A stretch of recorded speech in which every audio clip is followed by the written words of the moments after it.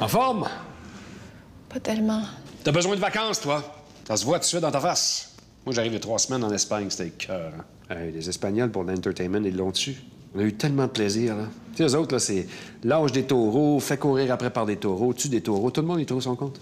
T'as pas participé à ça? Les photos sont écœurantes. T'as pas encouragé ça? Encourager, non. Je vais te dire une affaire, quand tu te fais courir après d'une ruelle par un taureau d'une tonne, là, qui a les yeux engorgés de sang, avec la fiume qui sort par le nez, puis des cornes de 3 pieds, puis son seul intérêt, c'est de te trouver un nouveau rectum. Le renforcement positif est pas très haut sur ta liste, mettons. Non, mais je veux dire qu'en participant à ça, automatiquement, tu le cautionnes. Mais veux pas, t'encourages la brutalité animale. C'est pas ça mon point, là. De toute façon, c'est pas moi qui ai commencé, c'est lui. Non, la raison pour laquelle je te parle de ça, c'est qu'il y a dans ça une belle leçon d'humanité. D'humanité. C'est dégueulasse. Les hommes peuvent tellement être cruels et je peux pas concevoir qu'en 2011, on ait encore besoin de se prouver qu'on domine notre environnement. Moi, c'est quand je vois des atrocités comme celle-là que je suis fière d'être végétalienne. D'être quoi? Végétalienne. Végétalienne.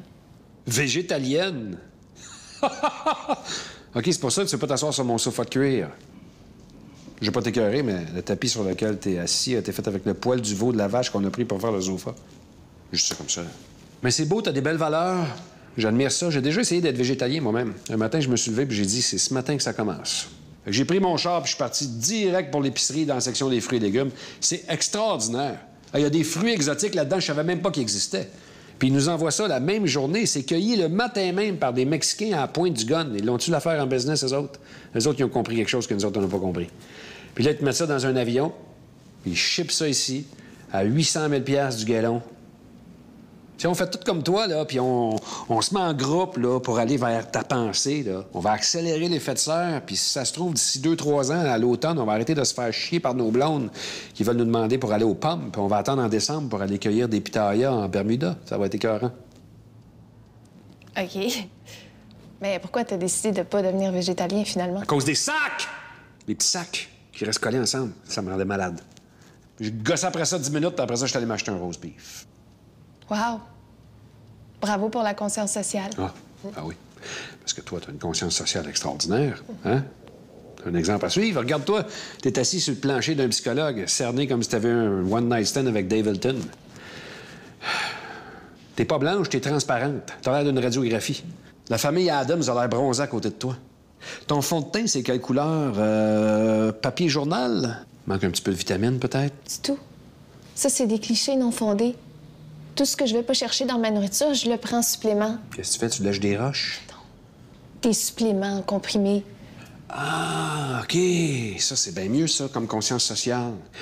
Fait que t'es contre la cruauté faite aux animaux, mais t'encourages les compagnies pharmaceutiques qui exploitent des êtres humains au tiers-monde et qui scrapent des pauvres à 200 $ par semaine pour faire des études en leur faisant pousser un 3e œil dans le front. On l'a trouvé, ton problème, t'es une crise de folle. Voyons donc, je suis pas folle parce que j'ai des principes. Hitler aussi, il en avait des principes. En fait, j'ai jamais rencontré quelqu'un qui avait autant de principes que lui. Le problème, c'est pas d'avoir des principes, c'est de les mettre en application. Les principes sur papier, c'est toujours parfait. C'est quand on les met en application, qu'est-ce que ça fait? Ça fait catastrophe. D'ailleurs, j'ai un chapitre complet là-dessus dans mon livre qui s'intitule « Pense ce que tu veux, mais fais comme tout le monde ». Voyons donc, on est en 2011. Il y a personne de pareil. Tout le monde a le droit à son individualité. Moi, j'ai pas envie d'être comme tout le monde. Ça fait longtemps que quelqu'un m'a pas tapé ses nerfs comme toi. Je suis comme en train de développer une allergie. Dis-toi qui sent betterave. Débile comme tu me tapes ses nerfs. Tu viens me chercher, là? Je vais pas être comme tout le monde, je vais pas être comme tout le monde. Moi, votre petite théorie, là, on est tous un petit flocon de neige individuel, m'a passé à la souffleuse là-dedans, là. La seule façon d'être différent aujourd'hui, c'est d'être comme tout le monde. Pourquoi? Parce qu'aujourd'hui, tout le monde veut tellement être différent que pour être différent, il faudrait être comme tout le monde. Es-tu capable de comprendre ça? Ou si t'as commencé à te digérer le cerveau? Puis si tout le monde faisait pareil, ça serait mieux, tu penses? Pas mal. Plus de pays, plus de culture. Plus de frontières, plus de guerre de religion, plus de styles Jeux olympiques plates qui nous privent de deux semaines de bonne TV à tous les 4 ans. Ah oui. Tous les problèmes de la planète seraient réglés. Puis on aurait l'air d'un gros troupeau de moutons dans un champ. Qui broute du gazon vert végétalien. Ben, je suis pas d'accord. Check-moi la face, as-tu l'air de me déranger? Bon, on n'a pas fini, mais je suis tanné. Petite question pour toi avant de partir. Est-ce que tu savais qu'une personne sur 3 va mourir du cancer? Ouais, c'est quoi le rapport? J'espère juste que c'est toi. Comme paille. Oui, c'est sûr que tu vas te barrer les pieds dans tes pantalons de clown. Et puis dans la pièce, pas me tape ses nerfs.